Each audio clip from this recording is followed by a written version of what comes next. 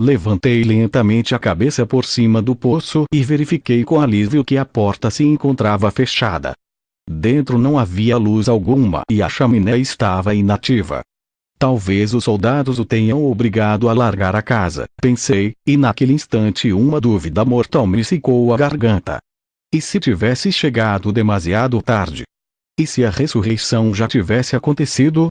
O único indício neste sentido aparece no texto evangélico de Mateus, 28, 1, 8. Se o autor sagrado tinha razão e o prodígio devia acontecer ao amanhecer do primeiro dia, quer dizer, de domingo, tudo estava perdido. O orto aparecimento de limbo superior do Sol no horizonte fora estabelecido por Papai Noel como uma precisão matemática. Dada a latitude aproximada de Jerusalém, 32 graus norte, esse instante ocorreria pelas 5 horas e 42 minutos. O ocaso, como referi na devida altura, se registraria, consequentemente, pelas 18 horas e 22 minutos. Os planos do general Curtis, pelo menos neste sentido, teriam falhado. O meu regresso ao berço, como mencionei anteriormente, tinha de se dar, ou mais tardar, pelas 5 dessa madrugada. Mas um inesperado acontecimento me arrancou destas meditações, fazendo-me tremer dos pés à cabeça. De repente, os cães de José de Arimateia começaram a ladrar furiosamente. Não tinha contado com aquele novo problema.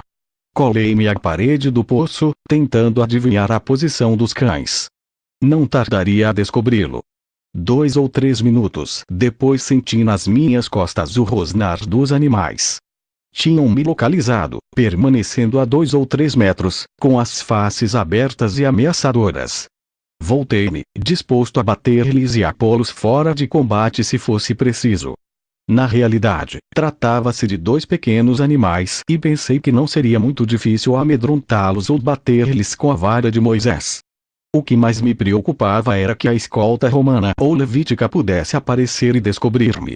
Preparei-me, pondo-me de pé, decidi afugentá-los.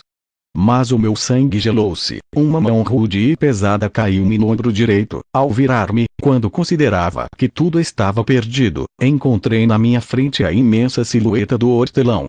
Antes que pudesse dar-lhe uma explicação, levou o indicador aos lábios, pedindo-me para manter silêncio.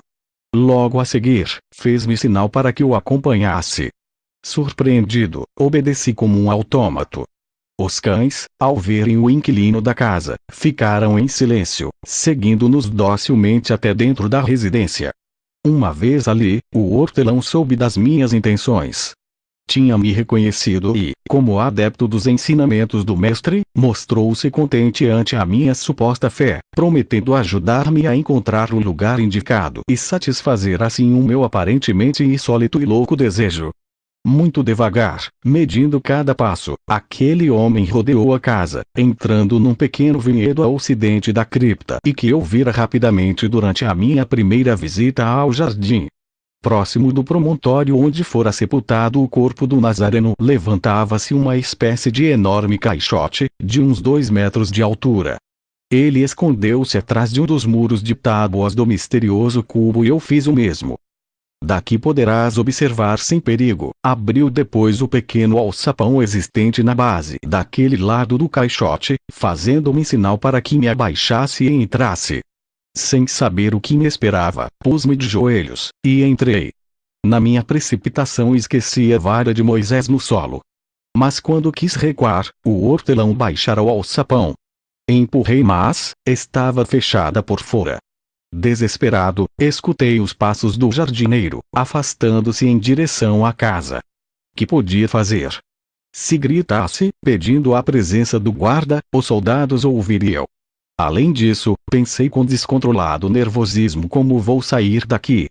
Sons de asas esvoaçando reconduziram-me ao presente.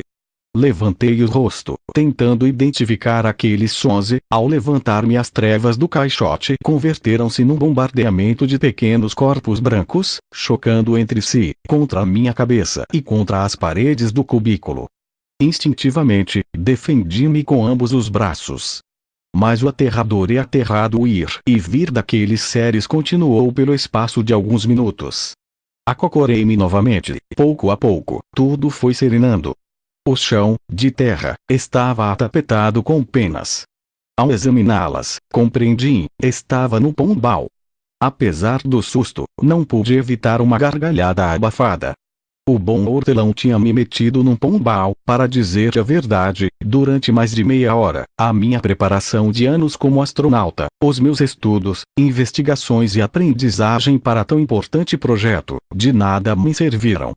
Simplesmente, o general Curtis não tinha previsto aquela ridícula situação e, naturalmente, eu não tinha a menor ideia de como serenar 30 pombos, certamente assustados com a brusca entrada de um estranho em sua casa. Se não conseguisse tranquilizá-los, seria muito difícil espreitar pela rede metálica existente na parte superior do caixote. 2 vezes tentei, mas o resultado foi igualmente caótico. Apesar dos meus suaves assobios, ternas palavras e meus gestos apaziguadores, as inquietas aves entraram em alvoroço em ambas as ocasiões. Rendido, deixei-me cair no fundo do pombal. Cheguei a pensar em matá-los. Mas só a ideia me repugnou. Durante uns minutos, com a cabeça pousada nos joelhos, tentei lembrar quanto sabia ou tinha visto relacionado com aqueles animais. No escasso caudal de recordações veio-me à memória a figura de meu avô, velho caçador de patos nas lagoas de Baton Rouge, na Louisiana. Relembrei algumas alvoradas na sua companhia durante as minhas saudosas férias da juventude nas margens do lago Pontchartrain. Lembrei as garças e, céus, de repente, como um milagre, no meu cérebro surgiu a cara de meu avô, com um raminho entre os dentes, dando estalos com as mandíbulas e movendo a cabeça para cima e para baixo, numa imitação das garças no cio. Aquela cena, que sempre me divertira, podia ser a solução. Procurei, mas não encontrei um só ramo. Sem desanimar, peguei na pena mais comprida que havia no chão e, metendo-a entre os dentes, comecei a oscilar a cabeça umas 8 ou 10 vezes por minuto.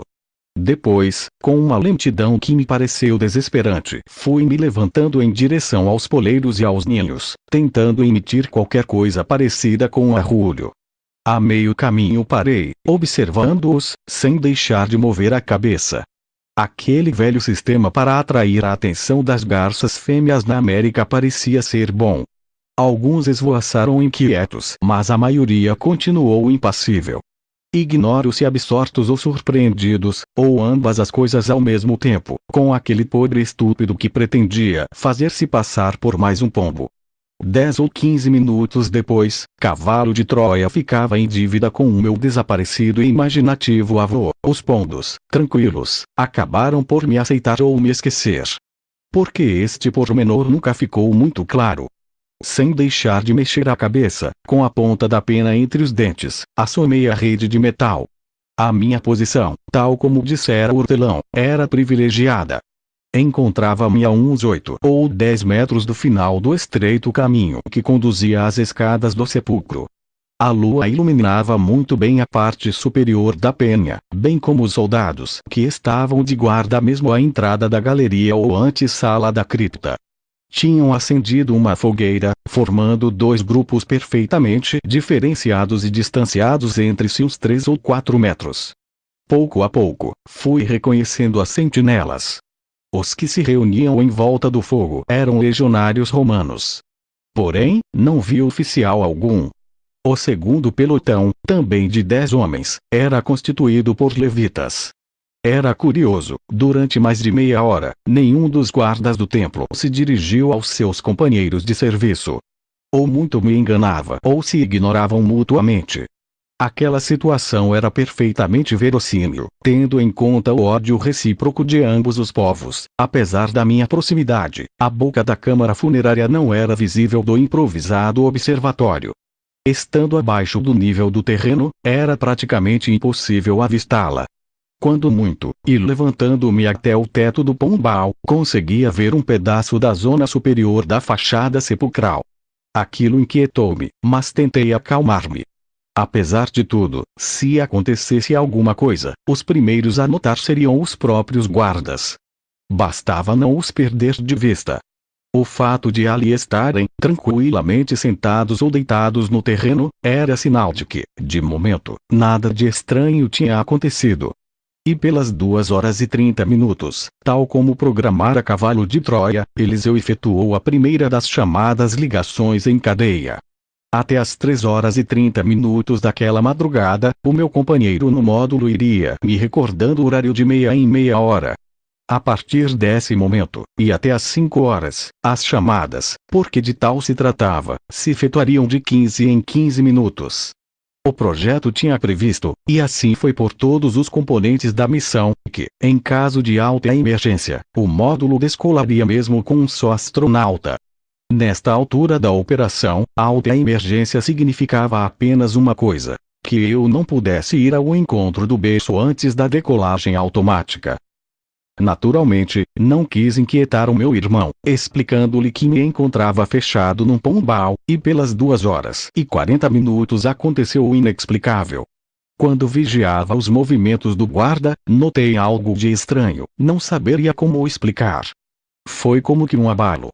Não, talvez a palavra mais exata fosse vibração, mas uma vibração seca. Quase instantânea. Sem ruído, cessou nos décimos de segundo.